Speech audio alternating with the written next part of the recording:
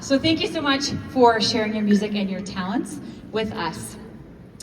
Our next speaker this morning is going to be sharing about her witness of what it looks like to be pro-life in her everyday routine.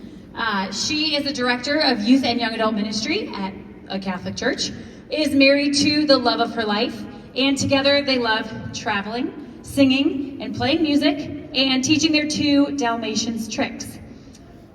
That sounds very familiar. Surprise, I'm your next witness. So, you didn't see that coming. Thank you for the 6 of you that applauded. It's great to see you too. Anyway, so I am going to be sharing, like I said, about how I live out pro-life in my everyday world and how that might look different than what a lot of you have experienced or seen. So I am 31 years old, and I have had 13 kids in the last 4 years. Now, some of you might be trying to do the math on figuring out how many of those were twins and triplets and quadruplets, and I will help you by sharing only 2 of them were sets of twins, and all the other ones have their own birthday. Now, I'm also leaving out a very small detail that's important to that story, is none of those kids are mine, and none of them still live with me. I know I'm confusing you more as I go. But my husband Andrew and I, who's sitting right there, have been licensed foster parents for the last 4 years. And so for us, we have had many children live in our home that were not actually ours. We are licensed through an agency called Bethany Christian Services. They're actually here today if you want to check out their booth. But this is how they've all come to be with us in different ways. So, yes, 13 children have been in our home in different varieties. So some of them, thank you.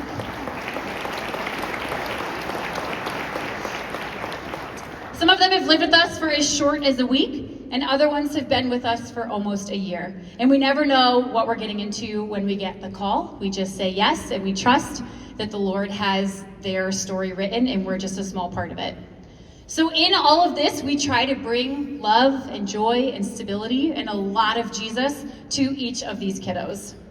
So if you're unfamiliar with foster care, it's when children or teens who can't live safely with their families are placed in temporary homes with trained caregivers called foster or resource parents.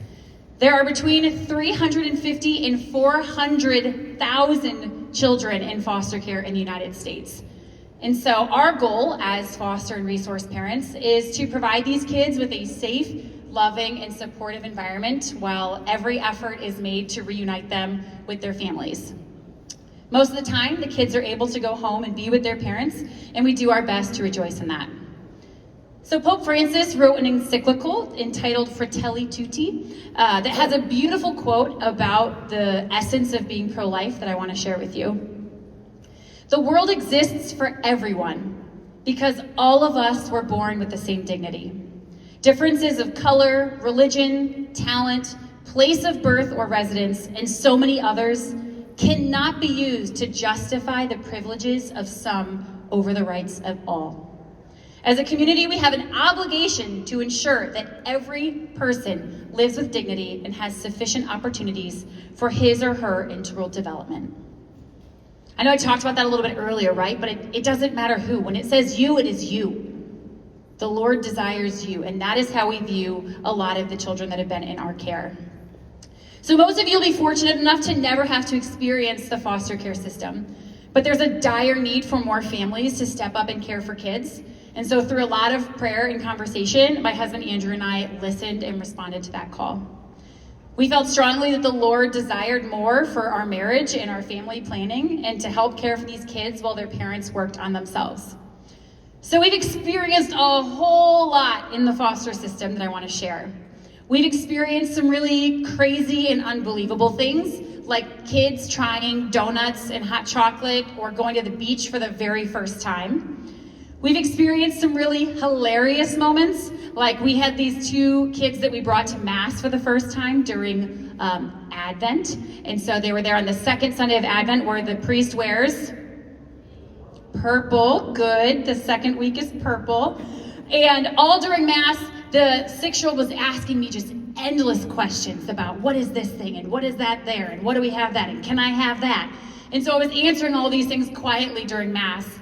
And then the next week when we came back, I was kind of expecting a lot of questions again, so I was kind of geared up. So it's now the 3rd week of Advent where the priest wears pink, rose, yes, it depends on who you talk to. It's technically rose, but I like pink. So now it's the 3rd week of Advent and we're in Mass. And she's, kind of like looking around as it's starting. And then she like stops and like looks up at me and she goes, "He changed his clothes." And I was like, "Oh, yes, they wear purple for that, then they wear pink for this." And then, she's kind of thinking about it and processing and then like looks up at me again and goes, "He changed his face." Because our associate pastor was this week and last week was the pastor. Different person, but she thought it was a different face. We talked about it. So we've experienced some hilarious things like that. We've also experienced some very touching things, like we had one of our 8-year-olds that wrote a Christmas card to his parents, and right before we sealed the envelope, he ran upstairs and got the only dollar he had to his name, came down, put it in the Christmas card, and said, "My family doesn't have a lot of money, and so I want to give this to my mom." We've experienced some particularly challenging things, like hearing the kids had to sleep outside, or that they didn't have enough food for dinner ever, or that they never learned how to play with toys. Last year, we received a call for a 13-year-old that was pregnant with her 2nd child. So not only was she not in the most ideal of circumstances, she didn't even live with her own family and was still choosing life for the 2nd time. So in foster care, sometimes we see really beautiful things come out of not so ideal situations. But we also get to experience the beautiful things. Like another child that we had, they saw that a prism was casting a shadow of the rainbow on the floor. And we had been teaching about Jesus and reading a lot of different things. And she just looks up at me and she said, "Rainbows are a reminder of God's promises, right?" And I was like, yes, it is. And so there's been such a wide variety of things that we've been able to experience as being these resource parents for these kids. Because ultimately, one of the things they search for is love. And who is the ultimate author of love? Who is love himself? God. So we always try to bring God into these new relationships as they're in this new environment, learning how to be again. And so pro-life, like I said, is this beautiful reaction, a chain reaction, that can have some really powerful things happen within it. In Psalm 100, we hear that know that the Lord is God.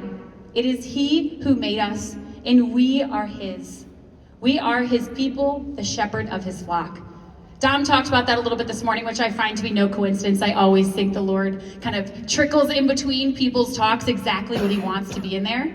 And so sometimes I feel like the Lord has given me this distinct privilege and honor and gift to be one of His shepherds.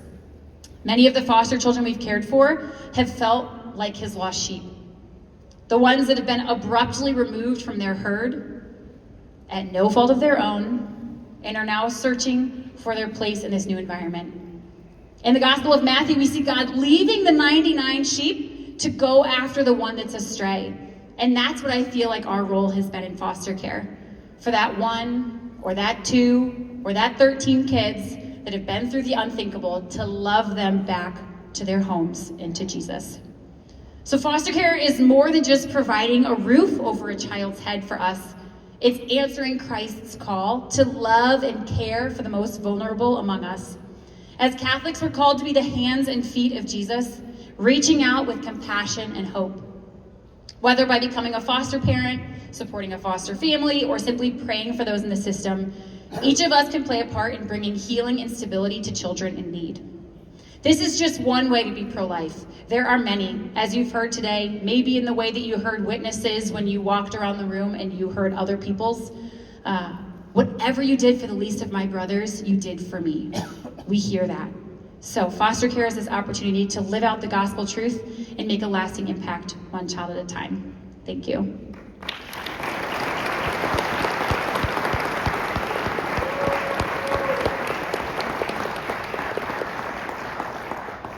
Turning on my emcee hat. Oh, welcome back, guys. That was really great, huh?